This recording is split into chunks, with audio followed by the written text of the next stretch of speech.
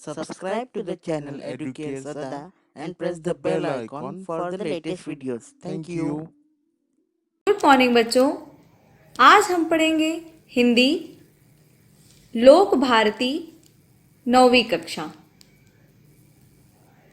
क्योंकि आप 8वीं में थे तो आपके हिंदी की जो पुस्तक थी उसका नाम अलग था, लेकिन अब जो आप पढ़ेंगे उसका नाम है लोक भारती। तो बच्चों, जैसा कि हम जानते हैं कि जो हमारी प्रकृति है उसकी जो सुंदरता है उसका हम जितना वर्णन करें उतना कम होता है। उसका वर्णन चाहे हम बसंत ऋतु का करें, चाहे हम वर्षा ऋतु का करें, चाहे हम पूर्णिमा का करें। पूर्णिमा का अर्थ है जब चंद्रमा जिस दिन पूरे आकार में होती है, गोलाकार में रहती है, तो उसी को हम पूर्णिमा कहते हैं। उस रात को हम चांदनी रात भी कहते हैं। तो आप तो समझ ही गए होंगे कि आज हम कौन से पाठ को पढ़ेंगे। यस, पाठ क्रमांक 1 जिसका नाम है चांदनी रात, और इसके जो कवि हैं उनका नाम है मैथिली शरण गुप्त। हम उनका परिचय देखेंगे। जन्म 3 अगस्त 1886, चिरगांव, झांसी, उत्तर प्रदेश। अर्थात जो मैथिली शरण गुप्त जी हैं उनका जन्म 3 अगस्त को 1886 ईस्वी चिरगांव, जो झांसी के उत्तर प्रदेश में है, और उनकी मृत्यु 12 दिसंबर 1964 में हुआ था। आगे हम देखेंगे उनका कुछ परिचय बताया गया है। मैथिली शरण गुप्त जी खड़ी बोली के महत्वपूर्ण कवि हैं। अर्थात जो मैथिली शरण गुप्त हैं वह खड़ी बोली के महत्वपूर्ण कवि माने जाते हैं। उनकी जो कविताएं हैं, जो उनकी लेखनी है, वह खड़ी बोली में पाई जाती हैं। आपकी रचनाएं मानवीय संवेदनाओं, विशेषतः नारी के प्रति करुणा की भावना से ओतप्रोत है। अर्थात इसमें बताया गया है कि उनकी जो रचनाएं हैं वह मानवीय संवेदना जैसे दुख सुख, इन सारी संवेदनाओं के बारे में बताया गया है। लेकिन विशेषकर किसके बारे में, कौन सी संवेदना के बारे में उन्होंने लिखा है, किस संवेदना के बारे में उन्होंने प्रकट किया है? नारी के प्रति करुणा, इस भावना से ओतप्रोत उन्होंने अपने काव्य को लिखा है।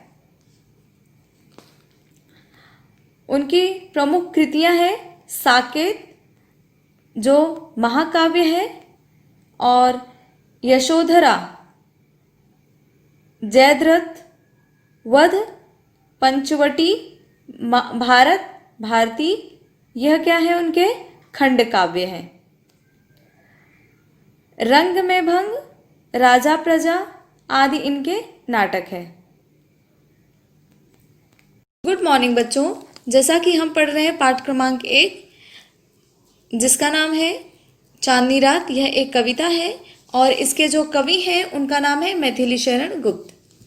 तो बच्चों, हमने इस कविता में यह देखा कि जो मैथिली शरण गुप्त जी हैं उन्होंने चांदनी रात की सुंदरता का बहुत ही अच्छे ढंग से उसकी सुंदरता का वर्णन किया है। जैसे कि उन्होंने बताया है अपनी पंक्तियों में कि जो चंद्रमा की चंचल किरणें हैं वह पृथ्वी और आकाश में ऐसा लग रहा है जैसे कि वो खेल रही हैं, और जमीन और आकाश में जो चंद्रमा की स्वच्छ चांदनी है वह चारों तरफ बिखरी हुई है, और जो पृथ्वी है वह अपनी प्रसन्नता हरे हरे घासों के नोकों से प्रकट कर रही है, और ऐसा लग रहा है जैसे कि हवाओं के धीमी गति के चलने से जो तरु हैं, जो पेड़ हैं, वह झूम रहे हैं।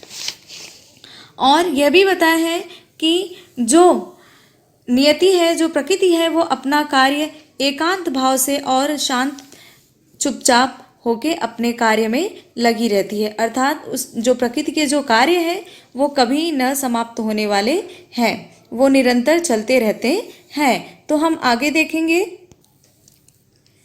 है बिखेर देती वसुंधरा, मोती सबके सोने पर, रवि बटोर लेता है उनको सदा सवेरा होने पर। तो यहाँ पे जो वसुंधरा है उसका अर्थ है पृथ्वी, और जो रवि इसका अर्थ है सूर्य। तो इस पंक्ति में मैथिली शरण गुप्त जी कहते हैं कि सभी लोगों के सो जाने पर पृथ्वी आकाश में चांद समेत सभी तारे को बिखेर देती है, और वे ऐसे प्रतीत हो रहे हैं जैसे आकाश में चारों तरफ मोती बिखरे हुए हैं, और सूरज न सभी मोतियों को हमेशा की तरह सवेरा होने पर बटोर ले जाता है। अर्थात जैसे ही सूर्य उदय होता है वैसे ही तारे आसमान में छिप जाते हैं। आगे हम देखेंगे। और विरामदायिनी अपनी संध्या को दे जाता है, शून्य श्याम तनु जिससे उसका नया रूप छलकाता है। यहाँ पे जो विरामदायिनी का अर्थ है विश्राम देने वाली, श्याम का अर्थ है काला, और तनु का अर्थ है शरीर, और संध्या का अर्थ है शाम। इस पंक्ति में कवि कहता है कि जब सूर्य पूरब से पश्चिम की ओर झुकता है तब अपनी प्रकाश मान रूपी को यानी अंधेरे को शाम के हवाले कर देती है। शाम जो होता है वह विश्राम करने का संकेत देता है, और आसमान में जो चांद तारे हैं चमकने लगते हैं। अर्थात कवि यह कहता है कि जो संध्या है वह अपना एक नया रूप छलकाती है, अर्थात हमें एक नया रूप दिखाती है। पंचवटी की छाया में है सुंदर पर्ण कुटीर बना, उसके सम्मुख स्वच्छ शिला पर धीर वीर निर्भीक मना। यहाँ पे पर्ण का अर्थ है पत्ता, कुटीर का अर्थ है कुटिया, झोपड़ी, और सम्मुख का अर्थ है सामने, शिला का अर्थ है पत्थर, निर्भीक का अर्थ है निडर।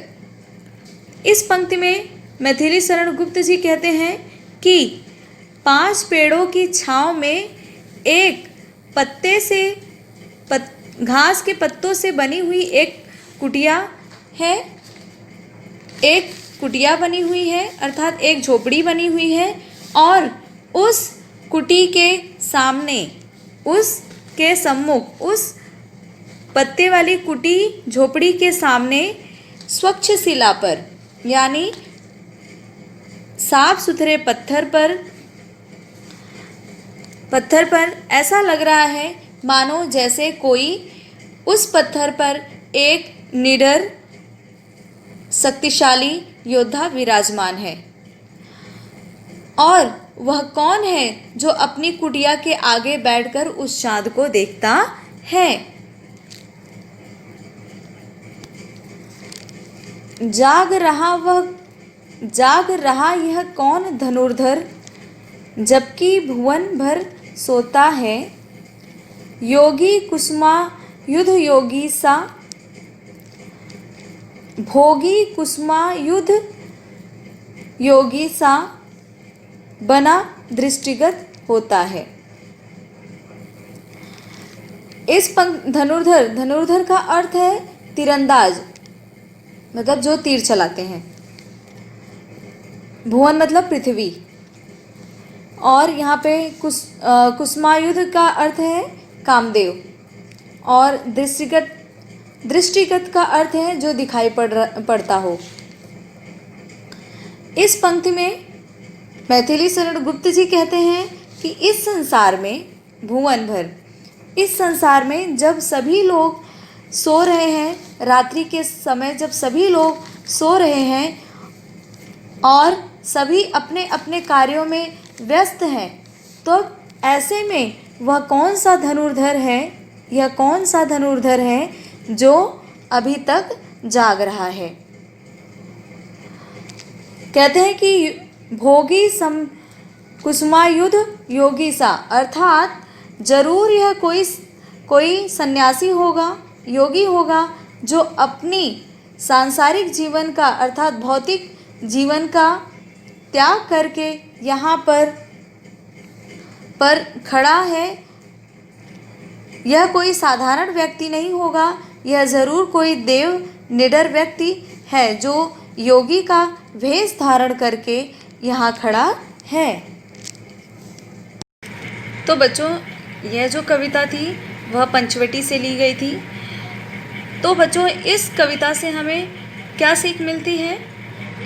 हमें इस कविता से हमें यह सीख मिलती है कि जिस प्रकार से जो प्रकृति है वह अपने कार्यों में संलग्न रहती है, निरंतर अपने कार्य करती रहती है, चुपचाप निडर होकर, उसी प्रकार से प्रत्येक मनुष्य को चाहिए कि चाहे उसके ऊपर किसी भी प्रकार की कोई कितनी भी बड़ी समस्या क्यों ना हो, लेकिन वह अपने कर्म को, अपने कर्तव्य को निडरता के साथ चुपचाप शांत मन से कर्म को करते रहना चाहिए। धन्यवाद।